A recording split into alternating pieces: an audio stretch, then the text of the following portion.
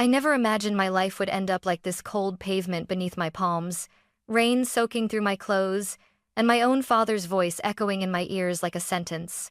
My house is not a shelter for the weak. Get out, Emily. My name is Emily Carter, and last night, my dad kicked me out of his mansion while I sat in a wheelchair, begging, literally begging for a place to stay. I had nowhere to go. No job left, no partner, no strength. Just a broken body, and a heart even more shattered. I spent the night outside, shaking, humiliated, wondering how a parent could look at their child suffering and feel nothing. But this morning, something changed. While searching through my old things, I found my grandpa's metal card, the one he told me to use only when you have nothing left. When the bank manager saw the balance, he froze.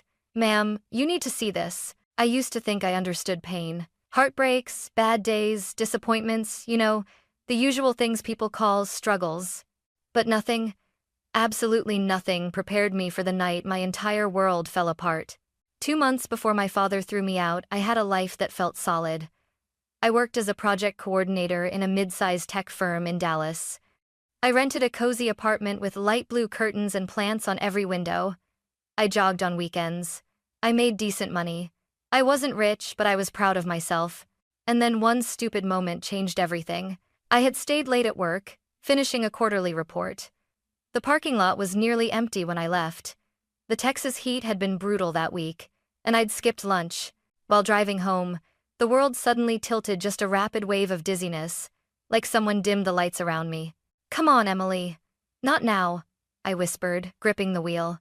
The next thing I remember is the sound: screeching metal, shattering glass, and my own voice screaming. When I woke up, it was to blinding hospital lights and a doctor saying words that cracked me open. "You've suffered a spinal injury. Movement from the waist down will take time, and there's no guarantee of full recovery." I stared at him, numb. No, this can't be happening," I whispered. But it was. And everything that came after felt like the universe kicking me while I was already bleeding. My boyfriend of 2 years showed up the next morning, not with flowers, not with comfort, but with guilt, written all over his face. He stood far from the bed, arms crossed. "Emily, I'm sorry. I didn't sign up for this kind of situation." Situation? My voice trembled. "I can't walk. I need help." He looked away, ashamed but not enough to stay. "I can't be someone's caretaker. I'm not built for that." And just like that, he left. My job wasn't kinder. 2 weeks later, my boss called. "We're restructuring. And given your condition, remote work won't be feasible. We're terminating your contract effective immediately." My hands shook around the phone. "So that's it? I lose everything?" "I'm sorry, Emily. It's business. Business." It felt like the world had decided I was useless, too slow, too broken, too inconvenient. With medical bills climbing and no income, I couldn't pay rent anymore. I had to leave my apartment with whatever I could pack into 2 small boxes. I stayed a few nights at a cheap motel until even that became impossible. Every road led to one person, the man who should have loved me first. My father, Richard Carter. I told myself he wouldn't turn me away. He was strict, distant, obsessed with reputation, but he was still my dad. I was wrong. That night, when I rolled my wheelchair up to his mansion, holding on to hope like it was the last scrap of oxygen, he looked at me with disgust. "What do you want now, Emily?" I just need somewhere to stay for a while." My voice cracked. "Dad, please." He didn't waver, not even for a second. "Then you came to the wrong place."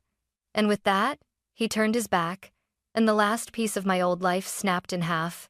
The night air outside my father's mansion felt colder than anything I'd ever known.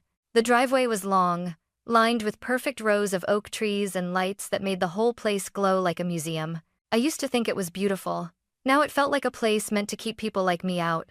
I pressed the doorbell. A dull chime echoed inside. Moments later, the front door opened, not to my father, but to Thomas, the house manager. His eyes widened slightly when he saw the wheelchair. "Miss Carter, I wasn't informed you'd be visiting." I swallowed hard. I need to speak to my dad." Thomas hesitated. "He's in a meeting. It's 9 p.m. He didn't answer. He didn't have to. Behind Thomas, my father's voice cut through the hallway like a blade. "Who is it?" Thomas stepped aside, and Dad appeared, tall, sharp clothes, Perfect hair, like always. He stared at me the way people stare at something spilled on the floor. Emily? His tone wasn't surprise. It was annoyance. My throat tightened. Dad, can we talk? A long silence. He looked over his shoulder, as if embarrassed someone might see us. Make it quick. I need a place to stay, I whispered. Just for a few weeks. I lost my job. My apartment. I'm trying to get better, but I can't do this alone. Dad didn't move, didn't blink. So this is about money again? He said. About you needing help? The words stabbed me. No, I'm not asking for money. I need a roof, a bed, somewhere safe. He stepped closer, close enough that I could see the irritation on his face. You know what your problem is, Emily? You think the world owes you something because you're in that chair. The heat behind my eyes burned. That's not true. I'm trying. He cut me off with a hand. I run a real business. I host high-level clients here. What do you expect me to say?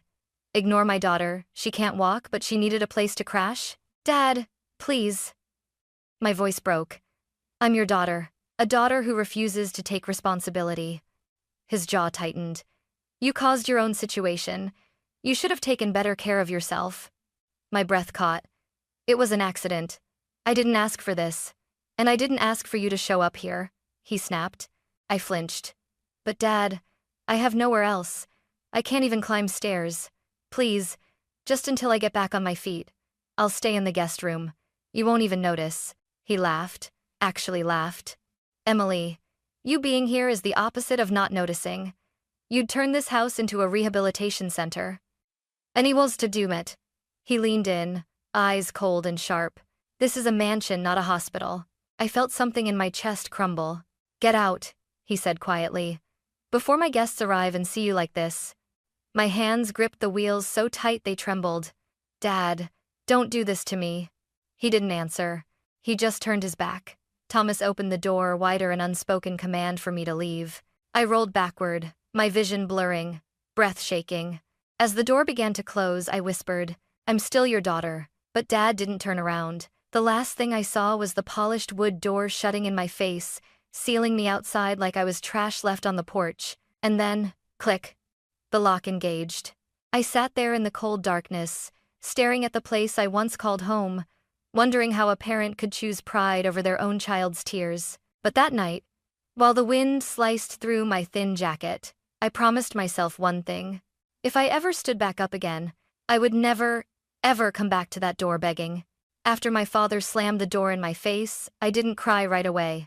I just sat there in my wheelchair, staring at the fancy carved wood, like it was some kind of cruel joke. It took a full minute before the cold actually hit me, seeping through my jacket, my jeans, down to my bones.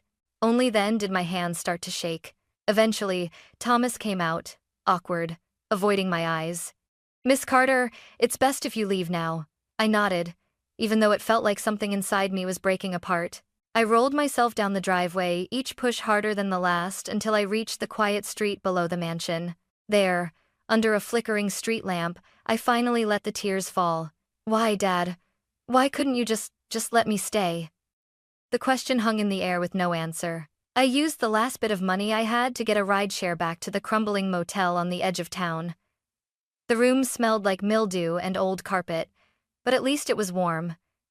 At least it wasn't the sidewalk. I collapsed onto the bed and stared at the ceiling, feeling the weight of everything pressing on my chest. The accident, the breakup, losing my job, losing my home, losing the last shred of love from the man who raised me.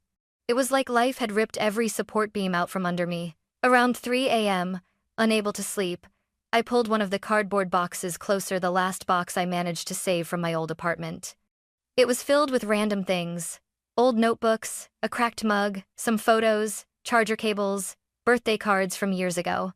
My hands rummaged through the pile until something metallic slid under my fingers. I froze. A small, heavy object, cold, solid. I lifted it out slowly. A metal card, silver, smooth. A faint engraving of a crest I hadn't seen in years. My grandpa's crest. My breath caught. Grandpa. I hadn't thought about him in so long, not because I wanted to forget, but because remembering him hurt. He was the only family member who ever treated me like I mattered. The only one who ever looked at me with warmth instead of expectation. I stared at the card, running my thumb along the edge. It was exactly as I remembered it. A gift he gave me on my 18th birthday. Back then, it didn't look like much, just an old keepsake from a man who collected strange, vintage things. But I remembered his words. His voice still echoed in my memory, warm and steady. Emmy, sweetheart, if life ever breaks you, truly breaks you, use this card. It'll help you stand again. I'd laughed at the time. Grandpa, what is it? Some kind of treasure map? He winked. Something like that. I never used it. Never even looked into it. Because at that time, I didn't need saving. But sitting in that motel room now broke, exhausted, abandoned, his words suddenly felt like a lifeline thrown across time. I flipped the card over. A small bank emblem glimmered faintly in the lamplight. First National Asset Bank. Legacy Access. Authorized holder. Emily H. Carter. My heart started beating faster. What is this really? My hands trembled as I pressed the card to my chest. Grandpa had been wealthy, everyone knew that. But my father inherited everything after he died. Or, at least I thought he did. A tiny spark so small I barely dared to trust it lit inside me. Hope. Confused, fragile hope. I wiped my tears with the back of my sleeve. Okay, Grandpa, I whispered. I don't know what you planned, or what this is, but it's all I have left. I clutched the card tightly. Tomorrow, I'm going to the bank, and for the first time in months, just a tiny bit, I didn't feel completely alone. Morning light crept through the dirty motel curtains, turning the room a pale, sickly yellow. I barely slept. Every time I closed my eyes, I saw my father's face, the door closing, the lock clicking. But the card, my grandpa's metal card, rested on the pillow beside me like a silent promise. By 9 a.m., I forced myself out of bed, changed clothes as best as I could, and called a rideshare to take me downtown to First National Asset Bank. I held the card tight in my palm the entire ride. What if it's nothing? I whispered to myself. What if I'm being stupid? What if it's just a souvenir? Still, I couldn't stop my hands from shaking.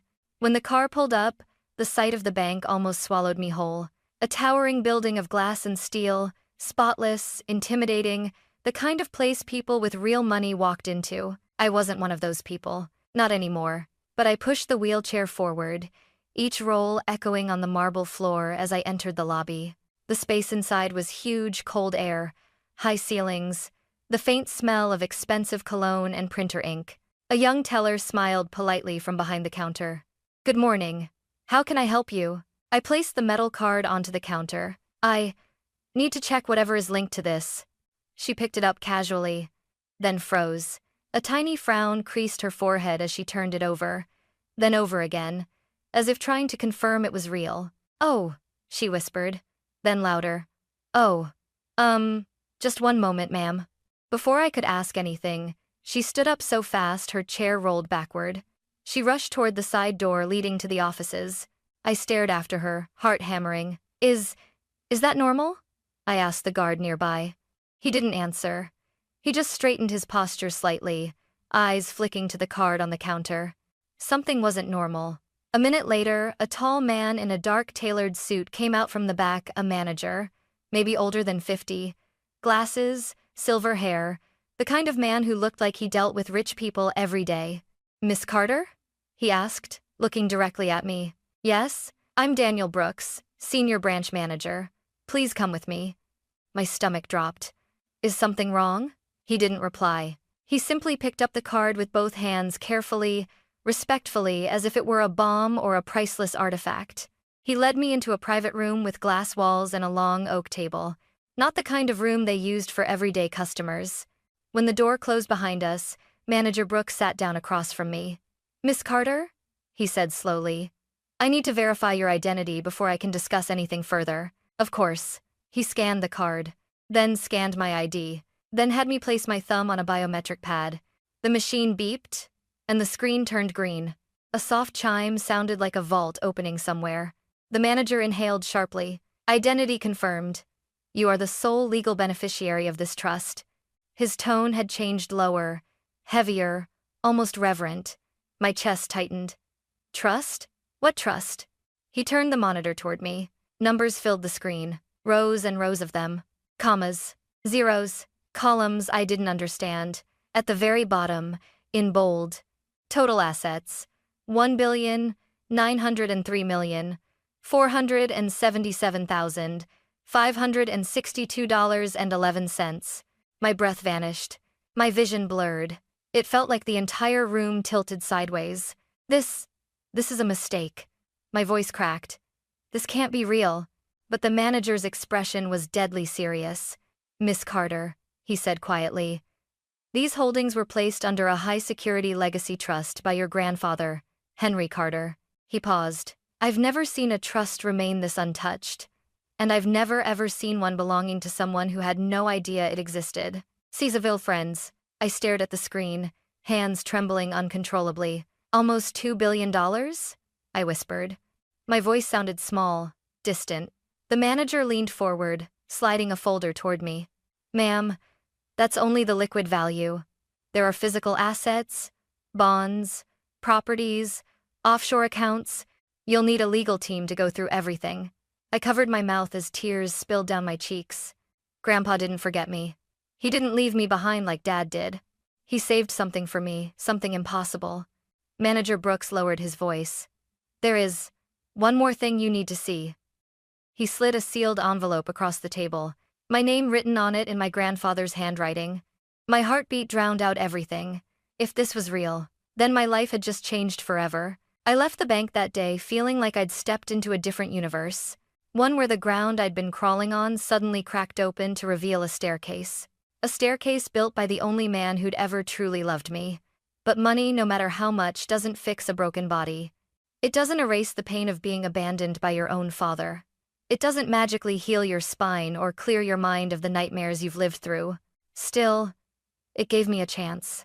And I wasn't going to waste that. Emily, I need to be honest with you.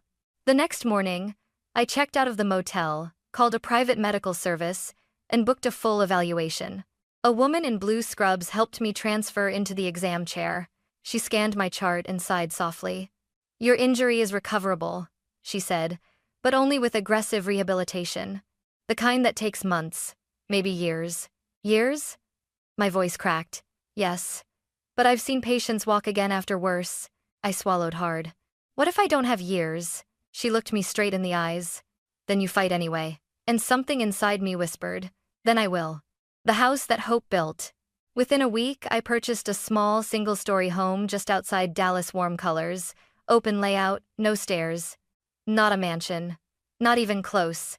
But it was mine. Mine to heal in. Mine to rebuild in. I filled the living room with rehab equipment. Parallel bars, resistance machines, a stationary bike, a soft floor mat, and an adjustable therapy bed. Standing in the middle of it all, I whispered, Grandpa, I hope you're watching. Enter Megan, the person who became my strength. On my second week of rehab, I met Megan Hayes, the physical therapist assigned through the private program. She walked in with a clipboard, auburn hair pulled into a messy bun, wearing a navy polo and an energy that filled the whole room. You're Emily, she smiled, shaking my hand. And I'm the woman who's going to torture you for the next several months. I stared at her in horror. She laughed. I'm kidding. Mostly. But she wasn't kidding. Pain that feels like punishment. Rehab began with Megan gripping my arms while I tried to lift myself upright using the parallel bars. Core tight, shoulders back, lift. I can't. Yes, you can. Again. Every muscle burned. My arms shook violently. Sweat blurred my vision. I slipped. Stop, it hurts, I gasped. Megan didn't flinch. She crouched to eye level. Emily, pain means your nerves are responding. That's good. Now breathe. I'm so tired. Tears stung my eyes. I know. But if you want your life back, we do it again. So we did. Every day. Again and again. I became my own enemy. Some days I hated Megan. Some days I hated myself. One night, I collapsed on the therapy bed, sobbing into my hands. It's pointless, I whispered. My dad was right. I'm a burden. I'll never walk again. Megan's voice softened. Emily, look at me. I lifted my eyes. You're not doing this to prove your father wrong. You're doing this to prove you matter. To you. The words cracked something open inside me.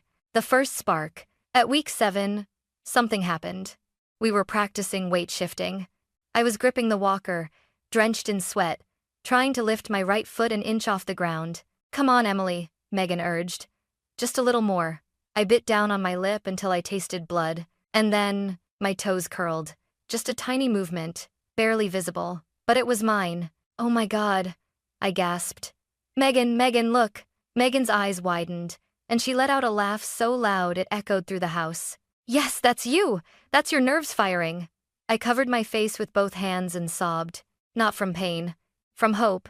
Real, actual hope. Rebuilding a life. Not just a body.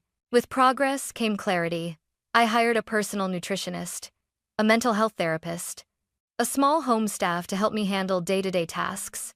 Not because I wanted luxury, but because I wanted to live, not just survive. And slowly, the pieces of my life came together. I slept without nightmares. I ate real meals again. I went days without crying. I even laughed. Once. Maybe twice. And whenever I doubted myself, I'd take out my grandfather's envelope, the one the bank manager gave me, and run my fingers over his handwriting. I still hadn't opened it. Not yet. Somehow, I felt like I needed to earn the right to see what he left inside, to stand literally and figuratively before I opened the last gift he prepared for me. And with every drop of sweat, every tear, every shaky step forward, I felt myself getting closer. Closer to standing. Closer to becoming someone my grandfather would be proud of. Closer to becoming someone I would be proud of. Recovery changes you. Not just your body, your mind, your pride, your idea of who you are. By the third month, with Megan's relentless training and my own stubborn refusal to quit, I could stand for 5 whole seconds while gripping the bars. 5 seconds. It wasn't much, but to someone who'd been told she might never walk again, it felt like conquering Everest. And with every second I stood, something inside me rebuilt itself. I felt myself shifting from, "Why did this happen to me?" to, "What can I build from this?" The spark of an idea. One morning, while Megan was stretching my legs on the therapy bed, she asked casually, "Emily, before the accident, what did you do for work?" "I coordinated software projects," I said. "Sometimes consulting. I wasn't a big deal, but I was good at it." "Do you want to do that again?" The question stunned me. Before, I worked because I had to survive. Now, I could choose who I wanted to become. I swallowed hard. "Yeah, I think I do." Megan grinned. "Then do it. Build something. You've already survived, hell, business should be easy." I laughed. Actually laughed. It felt strange but good. Later that night, alone in my home office, I stared at my dark laptop screen. My fingers hovered over the keyboard. "What if I fail?" I whispered. But another voice echoed beneath it, my grandfather's. "If life breaks you, Emmy, you stand again." So I opened a new document and typed the words, "Carter Innovate Project Consulting and Software Solutions. A company. My company." I wasn't just going to rebuild my life. I was going to build an empire. Starting from zero. Again, I used only a tiny fraction of my inheritance, less than 0.1%, to rent a small downtown office, 3 secondhand desks, 6 refurbished computers, 1 squeaky whiteboard, and 1 coffee machine that worked only if you threatened it. I hired 3 young engineers, bright, hungry, underestimated by everyone else. When they learned I'd been in a wheelchair for months, their eyes softened.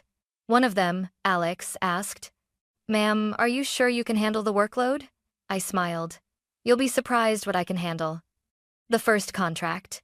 The first client was a small logistics startup needing a tracking app. Nothing glamorous, but it was a chance. During the pitch meeting, halfway through explaining the workflow plan, my right leg suddenly cramped, hard. I gripped the table, voice tightening. The clients looked concerned. "Are you okay, Miss Carter?" I forced a smile. "Yes, and I guarantee we'll deliver ahead of schedule." They hesitated, then nodded. When they signed the deal, I nearly cried, not because of the money, but because someone finally believed in me again. Work became my therapy. Days blurred into nights as we built the app. I worked from my customized ergonomic chair, legs propped up, laptop open for hours.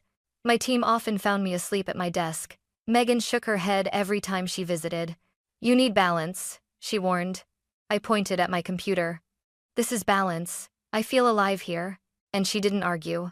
Each finished module felt like regaining a step. Each successful test felt like taking a breath after being underwater. When we delivered the final product, the client was stunned. "This is incredible," he said. "Better than companies 10 times your size."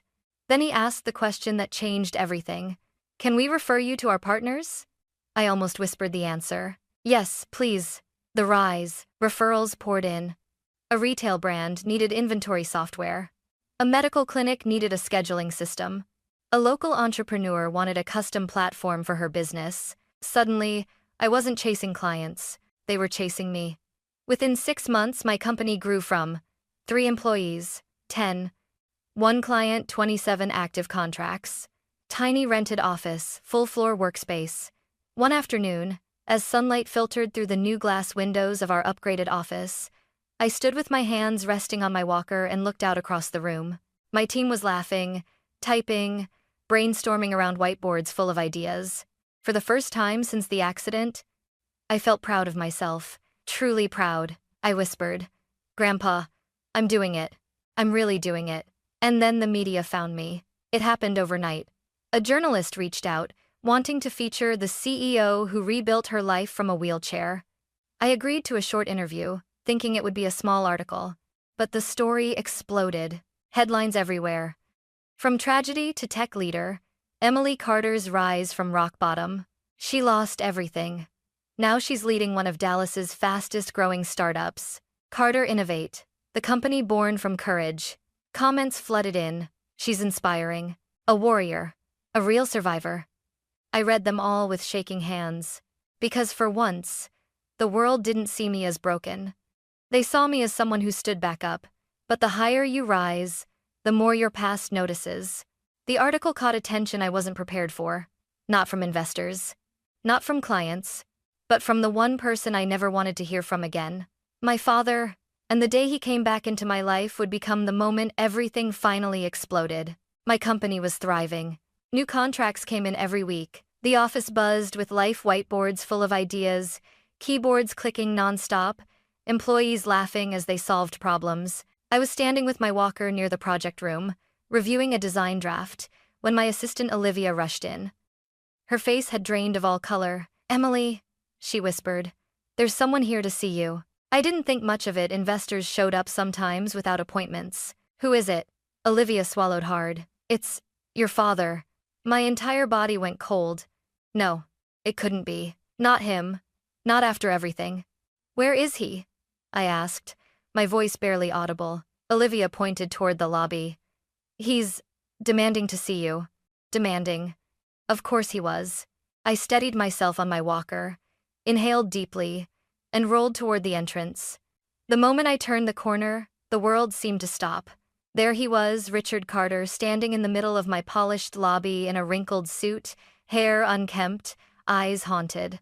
He looked nothing like the powerful man who'd slammed a door in my face. "Emily?" he breathed out, like my name was his last lifeline. I froze. He took a step toward me. "It's really you," he said softly. His voice, once cold, sharp, dismissive, now trembled.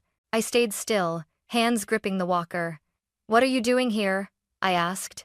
He opened his mouth, then closed it, struggling for words. His throat bobbed. I need your help." There it was. Not, "I'm sorry." Not, "How are you?" Not, "I was wrong." Help. That was all he ever wanted. I forced my voice to stay even. "What kind of help?" He exhaled shakily. "My company, it's failing." He ran a hand through his hair. "Investors pulled out. A lawsuit hit us.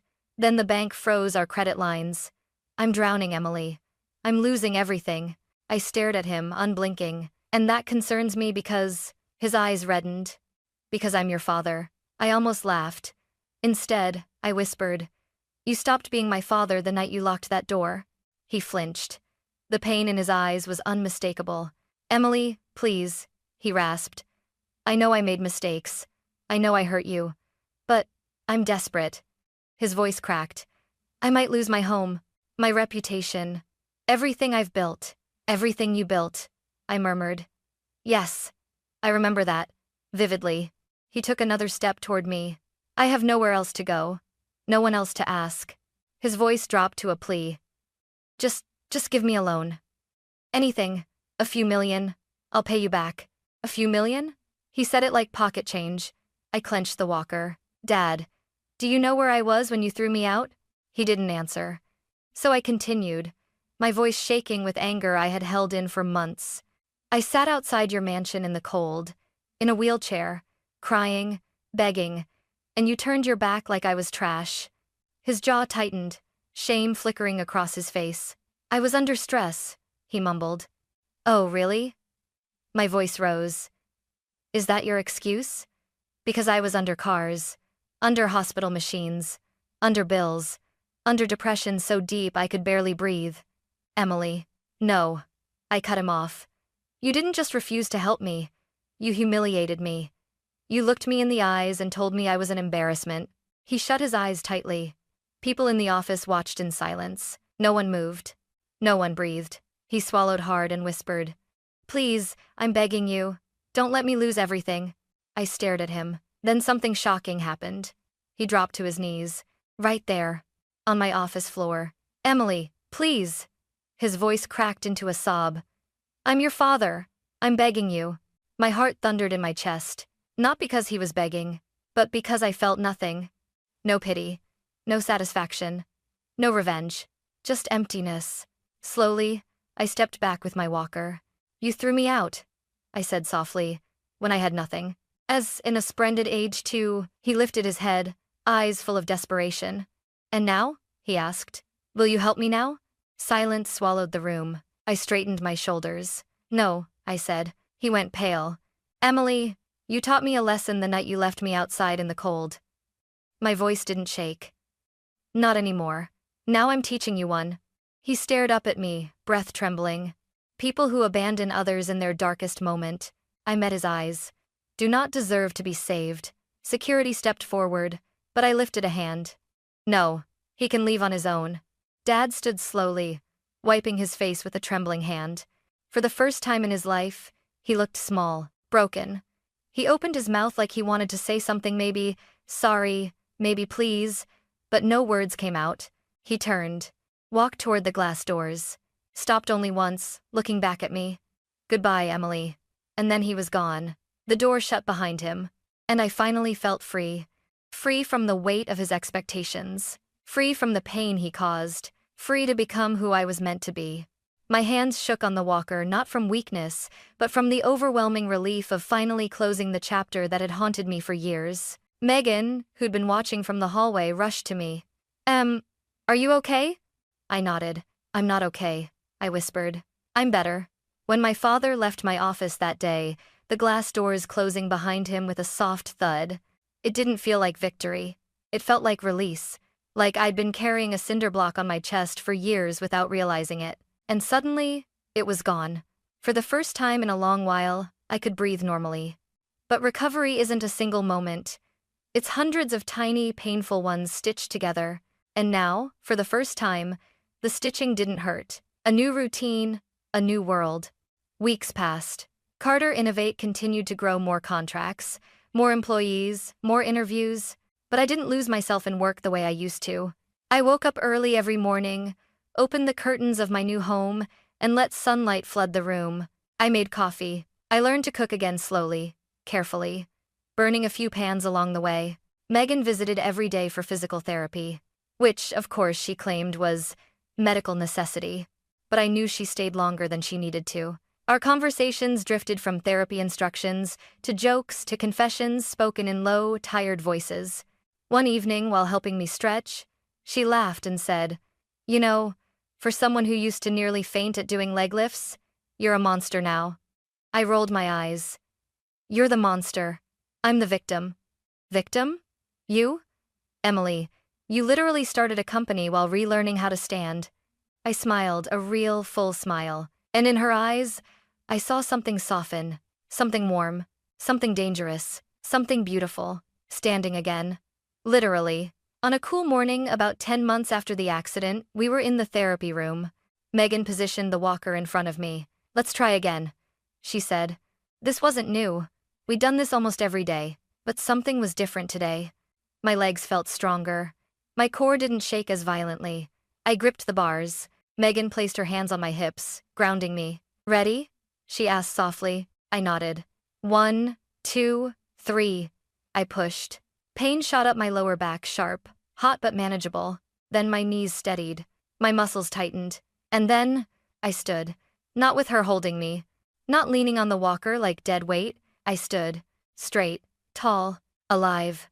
"Emily," Megan whispered, hands flying to her mouth. You're doing it," I gasped, choking on a sob. No way, but I wasn't dreaming. I stayed standing. 10 seconds.